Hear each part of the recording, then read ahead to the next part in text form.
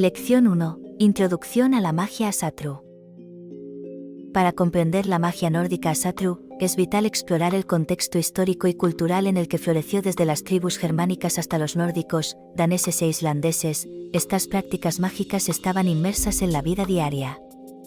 También conocida como Seirigald, la magia nórdica Asatru es una práctica mágica que se centra en la manipulación de energías espirituales y fuerzas naturales para lograr diversos propósitos. El estudio de la mitología y los eventos clave proporciona un marco sólido para la práctica de la magia. 1.2 Los érulos en la magia nórdica. Definición de érulos. Los érulos eran una hermandad de magos nórdicos que practicaban la magia de manera ritual durante la época vikinga y en las regiones de Escandinavia. Fechas históricas. Se cree que los érulos existieron desde alrededor del 800 al 1050 DC. Pasajes y citas. Aunque la información sobre los érulos es limitada, se pueden encontrar menciones en algunas sagas y poemas édicos que sugieren su existencia. Ejemplos de prácticas éruleas. Algunos relatos indican que los érulos se especializaban en la manipulación de energías naturales para propósitos diversos, como la sanación y la protección.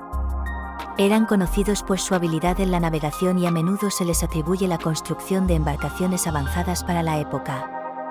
Los érulos eran los sabios y practicantes de las artes mágicas en la antigua sociedad nórdica, alrededor de todo el continente europeo. Eran considerados como los guardianes y preservadores de la sabiduría ancestral y las tradiciones mágicas de su pueblo.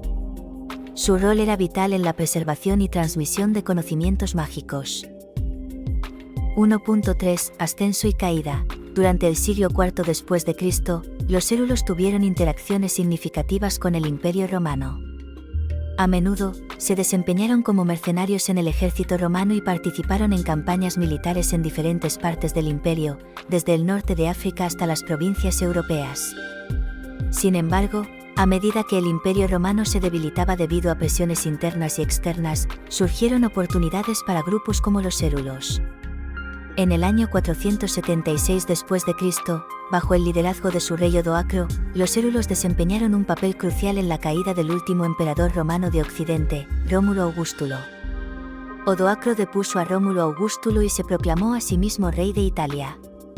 Este evento marcó el fin oficial del Imperio Romano de Occidente.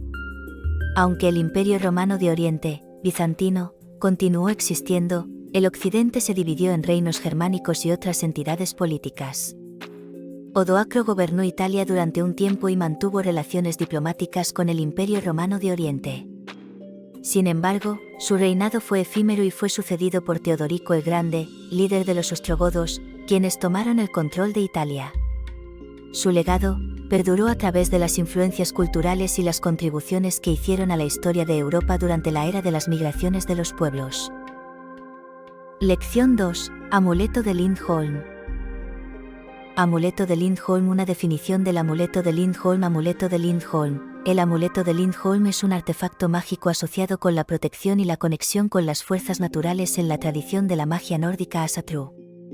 2 fechas históricas. Orígenes del amuleto. La historia exacta del amuleto de Lindholm es incierta y puede variar según las fuentes. Se cree que su uso se remonta a la era vikinga, alrededor del 800 al 1050 DC.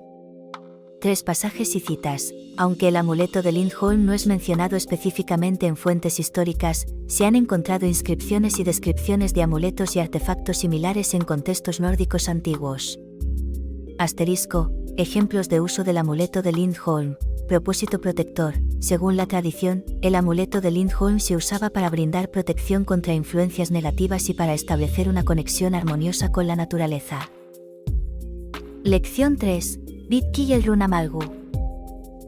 Definición de Vitki y Runamalgur. Cuadrado negro pequeño. Vitki, aquel que sabe, es un término que se refiere a la habilidad de ver o percibir energías y auras en la práctica de la magia nórdica.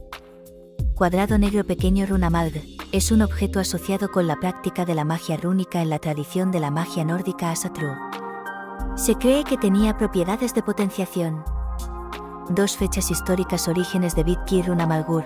Los orígenes exactos de la práctica de Vitki y del uso del Runamalgur son difíciles de precisar, pero se cree que se remontan a la era vikinga, alrededor del 800 al 1050 DC. 3 pasajes y citas mencionan algunos textos antiguos.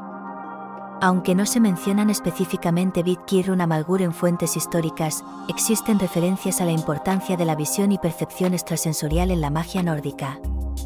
Ejemplos de Vitki y Runamalgur prácticas en la antigüedad. Se cree que los videntes y adivinos de la época vikinga utilizaban habilidades de Vitki para percibir energías y presencias espirituales. El Runamalgur, por otro lado, se utilizaba en rituales de potenciación y en la invocación de energías rúnicas. Lección 4. Galdar en la magia nórdica Asatru. Definición de Galdar. Los Galdar son encantamientos o cantos rítmicos utilizados en la magia nórdica para influenciar el mundo espiritual y material. Fechas históricas. Orígenes de los Galdar. Los Galdar tienen raíces profundas en la cultura nórdica antigua, datando de la era vikinga y continuando a lo largo de la Edad Media. Pasajes y citas. Mencionen alguno de los textos antiguos. Los Galdar son mencionados en diversas sagas y poemas édicos, demostrando su importancia en la magia nórdica. Ejemplo de pasaje. En el poema édico, Abamal, se hacen referencias a la práctica de Galdar y a su efectividad en diversos contextos. Galdri Galdshift. Galdshift es la habilidad de cambiar la conciencia o percepción mediante el uso de Galdar. Esta técnica permitía a los practicantes alterar su estado mental para acceder a niveles más profundos de conciencia.